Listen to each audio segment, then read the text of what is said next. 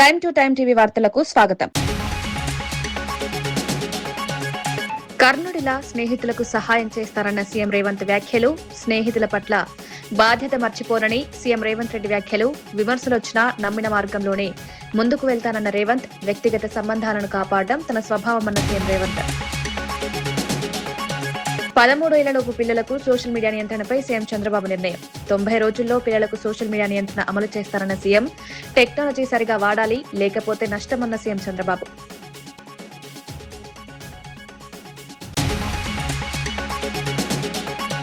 కరీంనగర్ జిల్లాలో ప్రజాపాలన ప్రణాళికపై మంత్రి తుమ్మల సమీక్ష. అభివృద్ది కార్యక్రమాల అమలుపై అధికారులతో మంత్రి తుమ్మల సమీక్ష. ప్రజా సమస్యలు త్వరగా పరిష్కరించాలని అధికారులకు సూచన. సంక్షేమ పథకాలు ప్రజలకు చేరేలా పనిచేయాలని ఆదేశాలు. సూపర్ 6 పథకాల అమలు వివరాలు ఇక్కడన్న బొత్స సత్యనారాయణ ప్రశ్న. సూపర్ 6 అమలుపై స్పష్టతనివ్వాలని ప్రభుత్వాన్ని ప్రశ్నించిన బొత్స.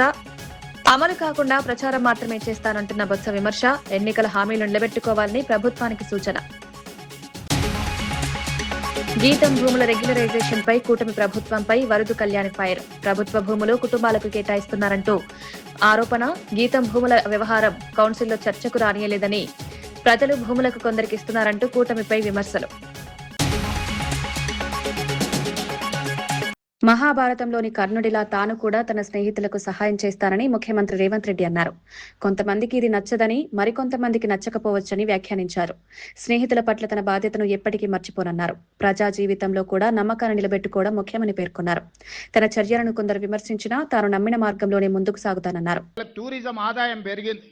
మరి గుజరాత్లో సబర్మతి రివర్ ఫ్రంట్, ఢిల్లీలో యమునా నది రివర్ ఫ్రంట్, ఉత్తరప్రదేశ్లో గంగానది రివర్ ఫ్రంట్ ఎట్లయితే అభివృద్ధి చేసిండ్రో, ఇవాళ హైదరాబాద్ నగరంలో కూడా మూసీ నది రివర్ ఫ్రంట్ మనం డెవలప్ చేసుకుంటున్నాం. దీని చుట్టూత రాత్రిపూట మొత్తం వ్యాపారాలు ఓపెన్ చేస్తాం. పొద్దుటిపూట పని చేసుకోవడమే కాదు, రాత్రిపూట పనిచేయడానికి కూడా మూసీ నది ఒడ్డున 2 వైపులా రాత్రి మొత్తం వ్యాపారాలు జరిగేటట్టు హోటళ్ళు, వ్యాపారాలు, కూరగాయలు, పంటలు, ట్యాక్సీ అన్ని చేసి మొత్తం లైట్లు పెట్టి బ్రహ్మాండంగా పెట్టి నిరుద్యోగ యువకులకు ఉద్యోగ ఉపాధి అవకాశాలు కల్పించి శాంతి భద్రతలను పటిష్టంగా అమలు చేసి పొద్దుపూట కష్టం చేసుకున్న వాళ్ళు సాయంత్రం పోతే కూరగాయలు కొనుక్కోవాలనుకున్నా, బట్టలు కొనుక్కోవాలనుకున్నా, పిల్లల్ని తీసుకెళ్ళి ఇంత హోటల్లో మనం ఇంత మంచి భోజనం పెట్టించి మొత్తం అట్లా నగరాన్ని చూపించి రావాలనుకున్నా, ఈరోజు మొత్తం ఇదంతా అభివృద్ధి చేయాలనుకుంటున్నాం. దీన్ని నైట్ ఎకానమీ అంటారు. పొద్దుటిపూటనే కాదు, రాత్రిపూట పరిశ్రమలు ఎట్లయితే జరుగుతున్నాయో నైట్ టూరిజంని కూడా మనము, లేక్ టూరిజంని కూడా మనం ఇవాళ డెవలప్ చేయాలనుకుంటున్నాం. అందుకే 99 రోజుల ప్రజాపాలన ప్రగతి ప్రణాళికలో భాగంగా మొదటి రోజు ఒక మంచి ప్రణాళికకి ఈరోజు ప్రారంభోత్సవం చేసుకొని ఈ స్ఫూర్తితోని ముందుకు వెళ్దాం అనుకుంటున్నాము. మన ప్రాంతాన్ని మనం అభివృద్ధి చేసుకుందాము. మన చదువుకున్న పిల్లలకు మనం ఉద్యోగ ఉపాధి అవకాశాలు కల్పిద్దాము. పిల్లలకు పని లేకపోతే వాళ్ళు రోడ్ల మీద చెడు అలవాట్లకు పడితే తల్లిదండ్రులకు తెలిసి ఆ దుఃఖం ఏందో. పిల్లగాడు చేతికి రాకపోతే, చదువుకున్న పిల్లగానికి ఉద్యోగం రాకపోతే, ఉద్యోగం లేక పిల్లగాడు చేతికి రాకుండా అక్కడనో ఇక్కడనో చెడు అలవాట్లు పడి రాత్రిపూట ఇంటికి రాకుండా తిరిగితే ఆ తల్లికి తెలిసి ఆ బాధ ఏందో. ఆగర్భ శ్రీమంతులకు ఫామ్ హౌస్లు ఉన్నోనికి బాధ, నొప్పి పేదోని బాధ తెలియదు. అందుకే ఇవాళ పేదోళ్ళ గురించి ఆలోచన చేసి ఒక మంచి ప్రణాళిక తీసుకొని మిమ్మల్ని అందరినీ ఒప్పించి మెప్పించి మన ప్రాంతాన్ని అభివృద్ధి చేయాలనుకుంటున్నాము. ఇవాళ మీకు మంచి ఎమ్మెల్యే ప్రకాష్ గౌడ్ గారు ఉన్నారు. వారు అన్ని విషయాలు నాతో మాట్లాడుతారు. మీకు ఎవ్వరికి నష్టం జరగకుండా ఈ అభివృద్ధిలో మిమ్మల్ని భాగస్వాములను చేసి, ఈ అభివృద్ధి ద్వారా మీరు కూడా భవిష్యత్తులో బాగుపడేటట్టు చేసి, అదేవిధంగా మీకు ఇప్పుడు ఒక మాట చెప్పిండు, ఏ ఏరియాలో స్లమ్లలో ఉన్న వాళ్ళకు ఇందిరమ్మ ఇండ్లు కట్టిస్తే అక్కడనే కట్టించన్నా, దూరం అంటే పోతలేరు, అక్కడోళ్ళు ఇక్కడ, ఇక్కడోళ్ళు అక్కడ పంచాయతీ అవుతున్నదని చెప్పిండు. పిల్లలు సోషల్ మీడియా దుర్వినియోగం చేయకుండా చర్యలు తీసుకుంటామని ముఖ్యమంత్రి చంద్రబాబు తెలిపారు. 13 సంవత్సరాలలోపు పిల్లలకు రాబోయే 90 రోజుల్లో సోషల్ మీడియా అందుబాటులో లేకుండా చేసే కార్యక్రమాన్ని ప్రారంభిస్తామన్నారు. టెక్నాలజీని సరైన విధంగా ఉపయోగిస్తే అది ఆయుధంలా ఉపయోగపడుతుందన్నారు. అయితే దానికి బానిసైతే జీవితాలు నాశనమవుతాయని హెచ్చరించారు. తల్లిదండ్రులు కూడా పిల్లలపై పర్యవేక్షణ పెంచాలని సూచించారు. సమాజానికి ఆరోగ్యకరమైన డిజిటల్ వాతావరణం అవసరమన్నారు. అంటే 13 సంవత్సరాలు వయసు లోపల ఉండే వాళ్ళకి సోషల్ మీడియా బ్యాన్ చేస్తే బాగుంటుందని ఒక సూచన వచ్చింది. తప్పకుండా తొందరలోనే 90 డేస్లో 13 సంవత్సరాల లోపల ఉండేవాళ్ళు సోషల్ మీడియాకు అందుబాటు లేకుండా చేసే కార్యక్రమానికి శ్రీకారం చుడతాం. 13, 16 సంవత్సరాలు చర్చ చేస్తున్నాం. అందరూ ఒప్పుకుంటే దాన్ని కూడా ఏం చేయాలని ఆలోచిద్దాం. సూపర్ 6 పథకాలు సూపర్ హిట్ అంటూ ప్రచారం చేస్తున్నారని, కానీ వాటి అమలు వివరాలు ఎక్కడ ఉన్నాయని బొత్స సత్యనారాయణ ప్రశ్నించారు. నిరుద్యోగ భృతి, ఆడబిడ్డ నిధి వంటి కీలక పథకాలపై ఎప్పటికీ స్పష్టత లేదన్నారు. ఈ పథకాలను ఎప్పుడు అమలు చేస్తారో ప్రభుత్వం చెప్పాలని డిమాండ్ చేశారు. అమలు చేయకుండా ఇప్పటికే పూర్తి చేసినట్లు ప్రచారం చేయడం సరైంది కాదన్నారు. ప్రజలకు ఇచ్చిన హామీలను ప్రభుత్వం నిలబెట్టుకోవాలని సూచించారు. ప్రజలకు స్పష్టమైన సమాధానం ఇవ్వాలని డిమాండ్ చేశారు. ఈ అంశంపై ప్రభుత్వం వెంటనే వివరాలు వెల్లడించాలన్నారు. 3 సూపర్ 6 సంవత్సరాలు ఎక్కడున్నాయి? ఈ పుస్తకం ఎక్కడ శిక్ష నిరుద్యోగ వృత్తి ఎక్కడ ఉంది? 50 సంవత్సరాలు మైలుకి వచ్చి ఇస్తుందా? అది ఎక్కడ ఉంది? ఎక్కడ 18 సంవత్సరాలు 15 కాబట్టి మేము అడుగుతుంది ఏంటంటే వాస్తవాల్ని ఇవాళ కాదు రేపు, ఇవాళ కాబట్టి రేపిస్తామని చెప్పండి, రేపు కాబట్టి తెలుగు ఇస్తామని చెప్పండి. అంతేగాని అయిపోయింది ఏ రకంగా అయిపోద్ది? మేము అడుగుతుంది అది, ఈ సభ ద్వారా మేము అడుగుతుంది ఏంటంటే మీరు ఏదైతే చెప్పారో సూపర్ 6 అది ఎప్పుడు ఇస్తారు? ఆ మిగతా 3 ఎప్పుడు అవుతాయి? అవి ఎప్పుడు చేస్తారు? పోనీ ఇచ్చిన 3 అరకొరకు ఇచ్చారో, పోయారో, తెచ్చారో, ఏదో అడుగుతున్నాయి. అది అడుగుతున్నా మా సభ అడిగింది, అది దానికి సమాధానం లేదు. ప్రతి కుటుంబం 3 పిల్లలను కనాలని అసెంబ్లీలో చెప్పిన వ్యాఖ్యలపై చింతా మోహన్ చంద్రబాబును ప్రశ్నించారు. మీరు మీ కుమారుడు మాత్రం ఒక్కరినే కనగా మిగతా వారిని 3 కనమని చెప్పడం ఎలా అని ప్రశ్నించారు. నాయకులు ప్రజలకు ఇచ్చే సూచనలు ముందుగా తమ జీవితాల్లో అమలు చేయాలన్నారు. మాటల్లో ఒకటి, పనుల్లో మరోటి ఉండకూడదన్నారు. ప్రజల సమస్యలపై దృష్టి పెట్టడం ముఖ్యమన్నారు. రాజకీయాల్లో బాధ్యతాయుతమైన వ్యాఖ్యలు అవసరమని పేర్కొన్నారు. ఒక్కొక్కరిని 3 బిడ్డలు పుట్టించమంటాడు. అయ్యా, నువ్వు ఎంతమంది బిడ్డలు పుట్టించావు చంద్రబాబు నాయుడు? నీ తెలివి మాకు కూడా ఉంది కదా. నువ్వేమో ఒక్క బిడ్డను పుట్టించి మిగిలిన వాళ్ళందరినీ జనాభా పెంచాల 3ని పట్టించి పెంచమంటావు. ఏమయ్యా నువ్వు చెప్పేదానికి కొంచెం ఉండాలయ్యా, ఆలోచించి చెప్పవా చంద్రబాబు నాయుడు. నువ్వు 3 బిడ్డలు పుట్టించి 3ని పుట్టించమంటే ఓకే, వింటాం మేమందరం. నువ్వేమో ఒక బిడ్డని ఏమో లోకేష్ తర్వాత ఇంకెవరు బిడ్డలు పుట్టించలేకపోయినావా? పుట్టించి నువ్వు చెప్పుండాలా. ఏం చెప్తున్నావో, నువ్వు ఏం చెప్తావో, ఏం చేస్తావో ఎవరికి అర్థం కావటం లేదు. అది నీ బిడ్డ లోకేష్ అన్నా 3 బిడ్డలు పుట్టించి అయ్యా మీరు కూడా 3 బిడ్డలు పుట్టించండి అని అంటే బాగుండు. అట్టలేదే, నీ బిడ్డ కూడా ఒకే బిడ్డను కానీ మిగిలిన వాళ్ళందరినీ నాయుడుపేటలో ఉన్నోళ్ళు 3 బిడ్డలు పుట్టించమంటే ఎట్టా స్వామి? ఏంది నువ్వు మాట్లాడేది ఏంది? నువ్వు చెప్పేది ఏంది? చేస్తుండేది ఏంది? నీకు ఏందో నాకైతే అర్థం కావట్లా నీ సమస్య. బీఆర్ఎస్ పార్టీకి ప్రజల్లో ఆదరణ పెరుగుతుందని తెలిసి సీఎం రేవంత్ రెడ్డి డైవర్షన్ రాజకీయాలకు తెరలేపుతున్నారని బీఆర్ఎస్ జనరల్ సెక్రటరీ విమర్శించారు. కాంగ్రెస్ ప్రభుత్వం ప్రకటించిన 99 రోజుల ప్రణాళిక హాస్యాస్పదంగా ఉందన్నారు. ఇప్పటికే ప్రతి ప్రభుత్వ కార్యాలయంలో అధికారులు చేసే పనులనే 99 రోజుల ప్రణాళికగా ప్రకటించడం సరైన విధానం కాదన్నారు. తెలంగాణలో ప్రగతి పాలన జరుగుతోందని చెప్పడం తప్పని అన్నారు. ప్రస్తుతం ప్రజలపై ప్రతీకార పాలన నడుస్తోందని ఆరోపించారు. ప్రభుత్వ చర్యలు ప్రజలకు ఉపయోగపడేలా ఉండాలని సూచించారు. మరొక అటెన్షన్ డైవర్షన్ కార్యక్రమానికి తెరలేపింది. మరి రేవంత్ రెడ్డి గారు అంటేనే రామ్జీ నగర్ గ్యాంగుల్లో ఎట్లయితే దృష్టి మరల్చి బంగారం ఎత్తుకపోతారో అదే విధంగా 6 గ్యారంటీల అమలు చేయడం చేతకాక ప్రతిసారి కూడా ప్రజలు ఈ 6 గ్యారంటీల మీద అడిగినప్పుడు, మరి ముఖ్యంగా భారత రాష్ట్ర సమితి 6 గ్యారంటీల మీద వీరోచిత పోరాటం చేస్తూ ప్రజల గుండెల్లో స్థానం సంపాదించుకుంటున్న ప్రతిసారి కూడా రేవంత్ రెడ్డి గారు అటెన్షన్ డైవర్షన్ చేస్తున్నారు. ఈ 2.5 సంవత్సరాల్లో కాళేశ్వరంలో మేడిగడ్డను కూలగొట్టి పీసీ గోస్ కమిషన్ వేసి అటెన్షన్ డైవర్షన్. అదే విధంగా ఎలక్ట్రిసిటీ కేసీఆర్ గారు 20,000 మెగావాట్ల ఎలక్ట్రిసిటీని విద్యుత్తు ఉత్పాదనను పెంచితే దాని మీద జస్టిస్ నరసింహారెడ్డి కమిషన్ వేశారు. కేటీఆర్ గారు మొబిలిటీ వ్యాలీ అని చెప్పి తెలంగాణను విద్యుత్ వాహనాల కేంద్రంగా తయారు చేయాలని తలిస్తే వారి మీద ఫార్ములా ఈ కేసు పెట్టారు. హరీష్ రావు గారు ప్రతిరోజు కూడా ఈ 6 గ్యారంటీల అమలును కానీ లేకపోతే తెలంగాణ రైతులకు నీళ్లలో మరి అన్యాయం జరుగుతూ ఉన్నది, పోరాడి తెచ్చుకున్న తెలంగాణలో నీళ్ల విషయంలో అన్యాయం జరుగుతుందంటే వారి మీద కూడా పంజాగుట్టలో అక్రమ కేసులు పెట్టారు. ఇప్పుడు ట్యాపింగ్ అని చెప్పేసి ధారావాహిక సీరియల్ నడుస్తా ఉన్నది. ఇవన్నీ కాదు, అయినా కూడా బీఆర్ఎస్ పార్టీ లొంగకుండా వీరోచిత పోరాటం ప్రజల కోసం చేస్తా ఉంది. వీళ్ళకి ఎట్లయినా ఆగేటట్టు లేరు అని చెప్పి ఇప్పుడు మళ్ళీ ఒక కొత్త డ్రామాకు రేవంత్ రెడ్డి ప్రభుత్వం తెరలేపింది. అదే ఈ 99 రోజుల ప్రగతి ప్రణాళిక ప్రజాపాలన. మీరు ప్లానింగ్ డిపార్ట్మెంట్ ఇచ్చిన గైడ్ లైన్ చూస్తే నిజంగా ఆశ్చర్యం వేస్తారు. అధికారులంట ప్రతిరోజు కూడా ఈ 99 రోజులు శానిటేషన్, తర్వాత పెండింగ్ ఫైల్స్ క్లియర్ చేయాలి, అదే విధంగా పరిసరాలను కూడా జాగ్రత్తగా పెట్టుకోవాలి, అదే విధంగా ఇంకేమైనా ఉంటే అవన్నీ చేయాలంటున్నారు. మరి నిజంగా రేవంత్ రెడ్డి గారు ముఖ్యమంత్రిగా పాలన ఏమన్నా 2.5 సంవత్సరాల్లో నేర్చుకున్నారా? వారి మంత్రివర్గ సభ్యులు ఏమైనా నేర్చుకున్నారు? నిజంగా మాకు సీరియస్ డౌట్ వస్తుంది. అయ్యా రేవంత్ రెడ్డి గారు, అదే విధంగా మరి రెవెన్యూ మంత్రి పొంగులేటి శ్రీనివాసరెడ్డి గారు, మిగతా మంత్రులు అందరూ కూడా మీరు ఈ 99 రోజుల ప్రజా పాలనలో ఇచ్చిన ప్రతి అంశం కూడా, అది పరిసరాల పరిశుభ్రత గాని, మరి అదే విధంగా పెండింగ్ ఫైళ్ల క్లియరెన్స్ గాని, లేకపోతే ప్రజల ఫిర్యాదులు వినడం కానీ ప్రతిరోజు కూడా ప్రభుత్వ ఆఫీసుల్లో అందరూ చేయవలసిందే.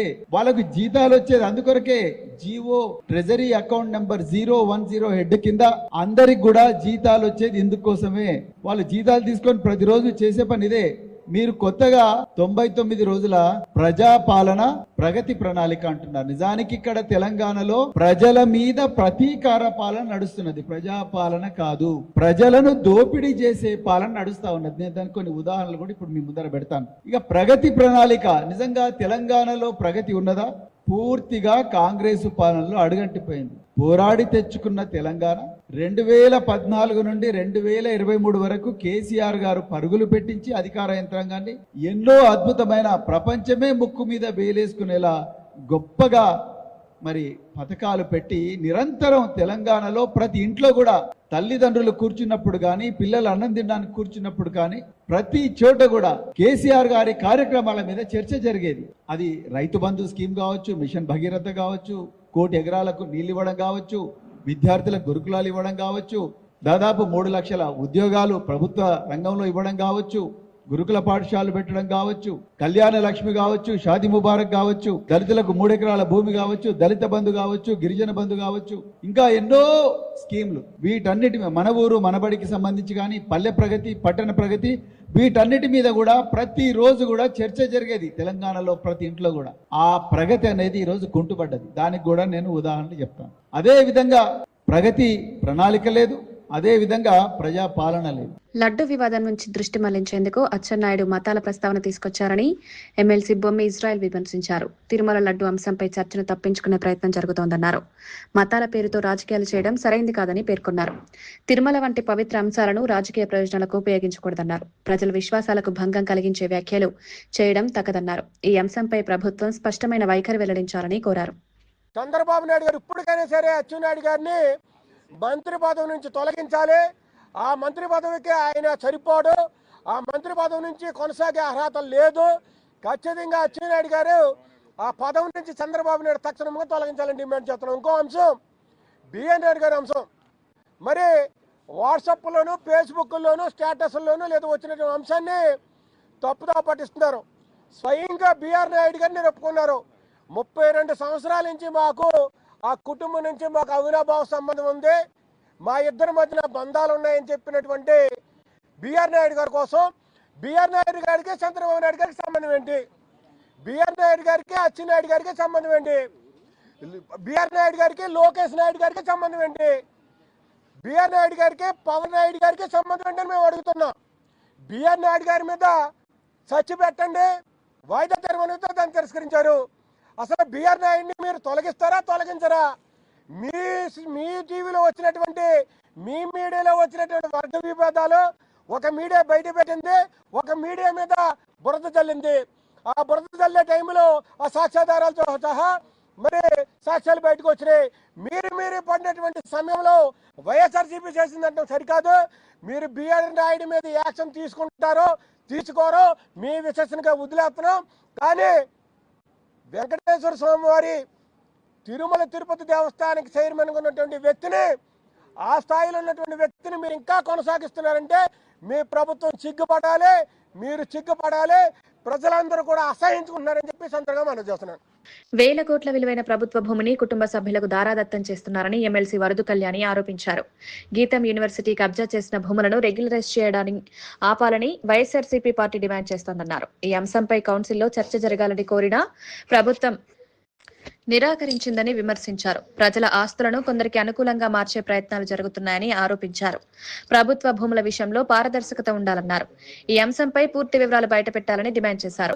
మా శాసన మండలిలో ఈ రెగ్యులరైజేషన్ ఆపండి, గీతం విద్యా సంస్థ కబ్జా చేసిన భూమి మళ్ళీ ప్రభుత్వం స్వాధీనం చేసుకోవాలి, దీని మీద చర్చ కావాలి అని వాయిదా తీర్మానం పెడితే దాన్ని అంగీకరించలేదు. చంద్రబాబు నాయుడు గారు ఇంత అన్యాయంగా తన కుటుంబంలో వ్యక్తులకి 54.79 ఎకరాలు, దాని విలువ ఇంచుమించు 5,000 కోట్ల విలువైన భూమిని దారాదత్తం చేయడానికి పూనుకోవడం ఎంతవరకు సమంజసమని నేను అడుగుతూ ఉన్నాను. ఇంతవరకు తీసుకుంటే విశాఖపట్నంలో 99 పైసలకి తన బెనామీలకి, తన అనుయాయులకి భూములు కట్టబెడుతూ ఉన్నారు చంద్రబాబు నాయుడు గారు, ఈ కూటమిలో ప్రభుత్వంలో ఉన్న వ్యక్తులు. ఈ రోజు తీస్తే ఏకం తన కుటుంబ సభ్యులకే చంద్రబాబు నాయుడు గారు 5,000 కోట్ల రూపాయల విలువైన భూమిని కట్టబెట్టడానికి ప్రయత్నిస్తూ ఉన్నారంటే ఎంతగా బరి తెగించారో మనం అర్థం చేసుకోవచ్చు. ఈరోజు చూసుకుంటే విశాఖపట్నంలో ఇదే భరత్ గారికి 5 లక్షల ఓట్ల మెజారిటీ ఇచ్చారు ప్రజలు. ఇప్పుడు 5,000 కోట్ల భూమిని దోచుకుంటున్నారు. అలాగే 7 ఎమ్మెల్యే సీట్లు ఈ కూటమికి ఇవ్వడం జరిగింది. రిటర్న్ గిఫ్ట్గా 5,000 కోట్ల రూపాయలు విలువైన 54 ఎకరాలను వీళ్ళు దోచుకుంటూ ఉండే పరిస్థితి చూస్తూ ఉన్నాం. చంద్రబాబు నాయుడు గారు ఎన్నికల టైంలో చెప్పారు విశాఖపట్నంని ఫైనాన్షియల్ క్యాపిటల్ చేస్తాము అనేసి. ఫైనాన్షియల్ క్యాపిటల్ చేయలేదు సరికదా, ఈరోజు దోపిడీ క్యాపిటల్గా చేసిన పరిస్థితి మనం చూస్తూ ఉన్నాం.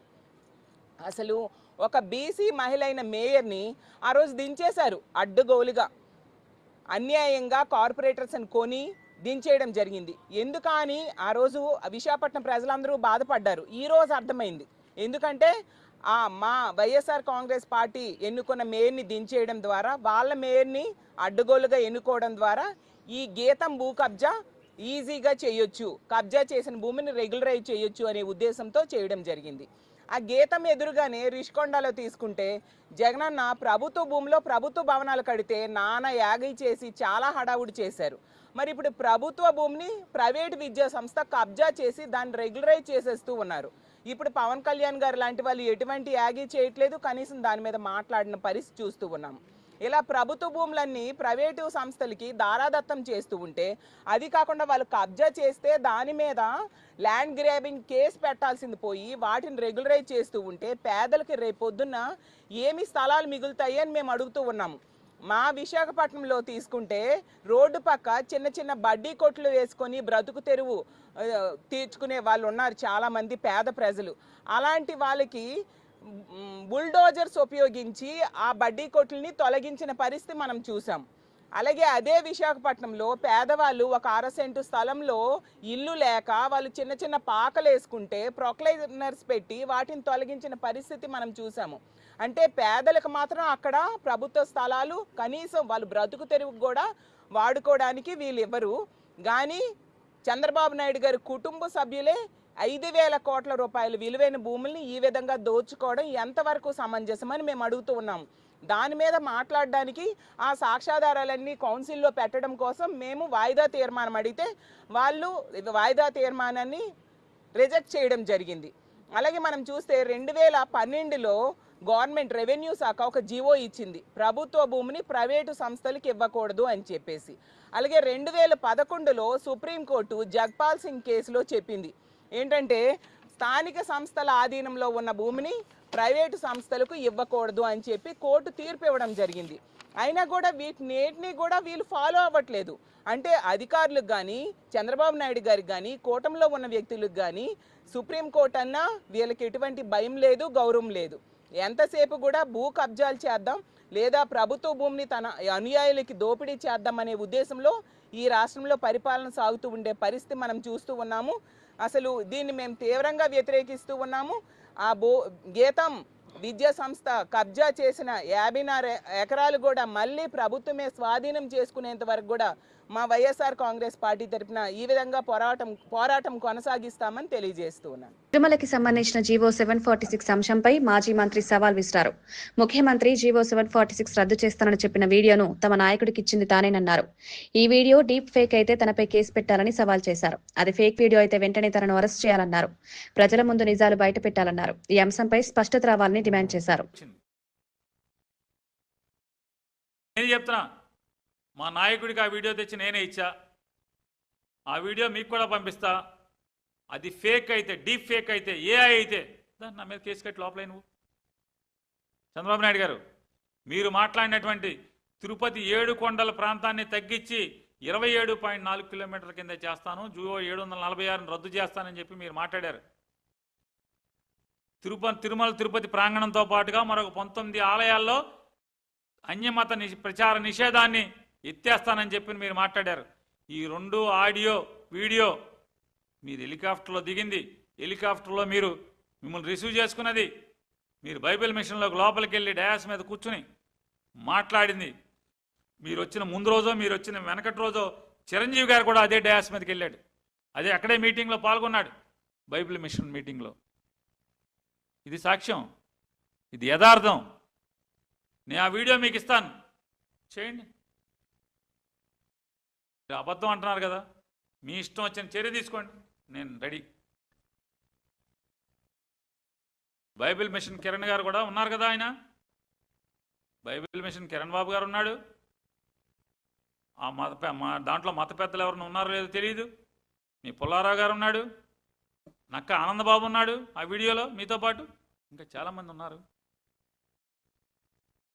మీరు మాట్లాడి ఇవాళ జగన్ గారి తండ్రి గారి గురించి, రాజశేఖర రెడ్డి గారి గురించి మాట్లాడతారు. అంటే సావాసంగా తిరిగావే కానీ కొన్నాళ్ళు, తప్పు కదా ఇది. ఒక స్నేహితుడి గురించి, పాత స్నేహితుడి గురించి ఇంత అసహ్యంగా, ఇంత నిర్లజ్జగా మాట్లాడటం అనేది. ఉమ్మడి కరీంనగర్ జిల్లాలో ప్రజాపాలన ప్రగతి ప్రణాళిక అమలుపై సన్నాహక సమావేశం నిర్వహించారు. ఇన్ఛార్జ్ మంత్రి తుమ్మల నాగేశ్వరరావు ఆధ్వర్యంలో జరిగిన ఈ సమావేశంలో మంత్రి పొన్నం ప్రభాకర్, స్థానిక ఎమ్మెల్యేలు పాల్గొన్నారు. జిల్లాలో చేపట్టనున్న అభివృద్ధి కార్యక్రమాలపై అధికారులు, ప్రజాప్రతినిధులతో కలిసి సమీక్ష నిర్వహించారు. ప్రభుత్వం చేపట్టిన సంక్షేమ పథకాలు ప్రజలకు చేరేలా సమన్వయంతో పనిచేయాలని ఆదేశించారు. గ్రామ స్థాయిలో సమస్యలను గుర్తించి వెంటనే పరిష్కరించే విధంగా ప్రణాళిక అమలు చేయాలని తెలిపారు. అభివృద్ధి కార్యక్రమాలు సమర్థవంతంగా జరిగేలా చర్యలు తీసుకోవాలని సూచించారు.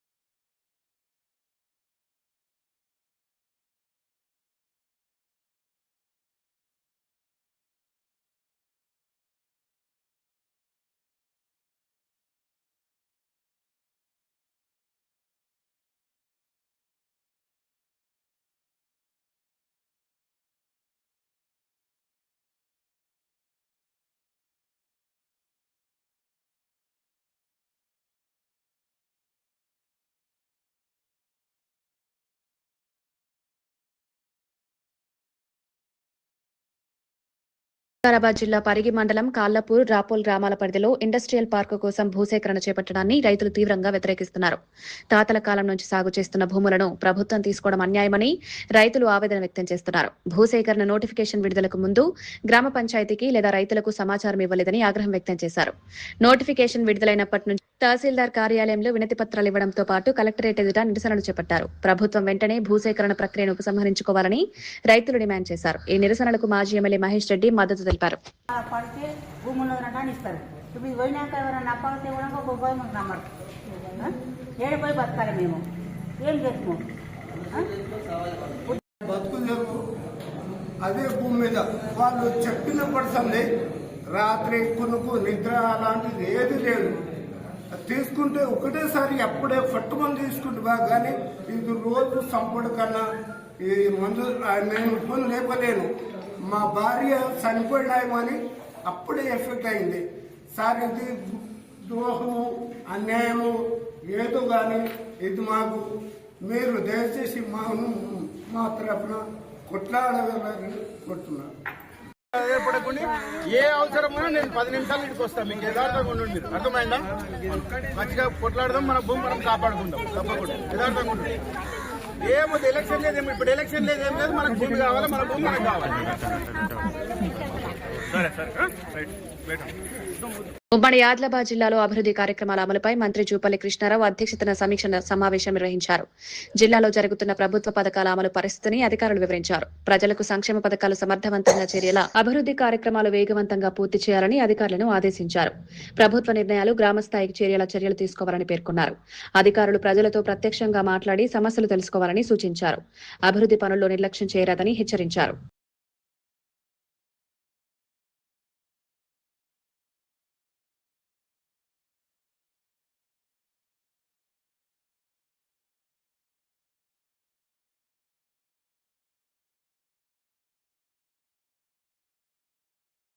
మహబూబ్ నగర్ జిల్లాలో ప్రజాపాలన ప్రగతి ప్రణాళిక అమలుపై సమీక్ష సమావేశం నిర్వహించారు. జిల్లాలో జరుగుతున్న అభివృద్ధి కార్యక్రమాల పురోగతిని అధికారులు వివరించారు. ప్రజలకు ప్రభుత్వ పథకాలు సమర్థవంతంగా చేరేలా చర్యలు తీసుకోవాలని సూచించారు. గ్రామ స్థాయిలో సమస్యలను గుర్తించి త్వరగా పరిష్కరించాలని అధికారులను ఆదేశించారు. ప్రభుత్వం చేపట్టిన సంక్షేమ కార్యక్రమాలపై ప్రజలకు అవగాహన కల్పించాలన్నారు. ప్రజాప్రతినిధులు అధికారులు సమన్వయంతో పనిచేయాలని సూచించారు. ప్రజల అవసరాలకు అనుగుణంగా చర్యలు తీసుకోవాలని సమావేశంలో నిర్ణయించారు. So I request the collector to concentrate on drinking water, water distribution wherever the pipeline is there, and whatever the అనుభవాలు ఆ ప్రాంతము, ఆ మండలు, ఆ గ్రామంలో, గతంలో ఏ రకంగా ఇబ్బందులు ఉంటాయి, ఇప్పుడు ఆ ఇబ్బందులు అధిగమించాలంటే మనం ఏ చర్యలు తీసుకోవాలని ప్రధానంగా ఈ డ్రింకింగ్ వాటర్ విషయం వరకు మనం అప్రమత్తంగా ఉండాలి. అదే రకంగా ఈ హాస్పిటల్ డెవలప్మెంట్ సొసైటీ కూడా శ్రీనివాస్ రెడ్డి గారు దానిపైన కూడా ఒక నోట్ నాకు ఇవ్వండి. మీరు అందరూ కలిపి కార్యక్రమంలో అన్నింటిలో ముఖ్యమైనది ట్రైనింగ్ ప్రోగ్రామ్. ఈ ట్రైనింగ్ ప్రోగ్రామ్ మీ అందరూ ఉంటారు అంటే మీకు గ్రాండ్ ట్రైనింగ్ ప్రోగ్రామ్ ఎన్ని గంటలు. వార్తలు ముగించే ముందు ముఖ్యాంశాలు మరోసారి. కర్ణుడిలా స్నేహితులకు సహాయం చేస్తారన్న సీఎం రేవంత్ వ్యాఖ్యలు. స్నేహితుల పట్ల బాధ్యత మర్చిపోనని సీఎం రేవంత్ రెడ్డి వ్యాఖ్యలు. విమర్శలొచ్చినా నమ్మిన మార్గంలోనే ముందుకు వెళ్తానన్న రేవంత్. వ్యక్తిగత సంబంధాలను కాపాడడం తన స్వభావమన్న సీఎం రేవంత్. 13 ఏళ్లలోపు పిల్లలకు సోషల్ మీడియా నియంత్రణపై సీఎం చంద్రబాబు నిర్ణయం. 90 రోజుల్లో పిల్లలకు సోషల్ మీడియా నియంత్రణ అమలు చేస్తారన్న సీఎం. టెక్నాలజీ సరిగా వాడాలి, లేకపోతే నష్టమన్న సీఎం చంద్రబాబు.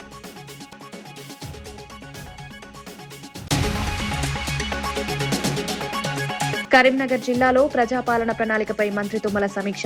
అభివృద్ధి కార్యక్రమాల అమలుపై అధికారులతో మంత్రి తుమ్మల సమీక్ష. ప్రజా సమస్యలు త్వరగా పరిష్కరించాలని అధికారులకు సూచన. సంక్షేమ పథకాలు ప్రజలకు చేరేలా పనిచేయాలని ఆదేశాలు. సూపర్ 6 పథకాల అమలు వివరాలు ఇక్కడన్న బొత్స సత్యనారాయణ ప్రశ్న. సూపర్ 6 అమలుపై స్పష్టతనివ్వాలని ప్రభుత్వాన్ని ప్రశ్నించిన బొత్స. అమలు కాకుండా ప్రచారం మాత్రమే చేస్తానంటున్న బొత్స విమర్శ. ఎన్నికల హామీలు నిలబెట్టుకోవాలని ప్రభుత్వానికి సూచన. గీతం భూముల రెగ్యులరైజేషన్ పై కూటమి ప్రభుత్వంపై వరదు కళ్యాణి ఫైర్. ప్రభుత్వ భూములు కుటుంబాలకు కేటాయిస్తున్నారంటూ ఆరోపణ. గీతం భూముల వ్యవహారం కౌన్సిల్లో చర్చకు రానియలేదని, ప్రజలు భూములకు కొందరికి ఇస్తున్నారంటూ కూటమిపై విమర్శలు. ఇవి ఈనాటి వార్తా విశేషాలు. మరో బులెటిన్లో మళ్ళీ కలుద్దాం. నమస్కారం.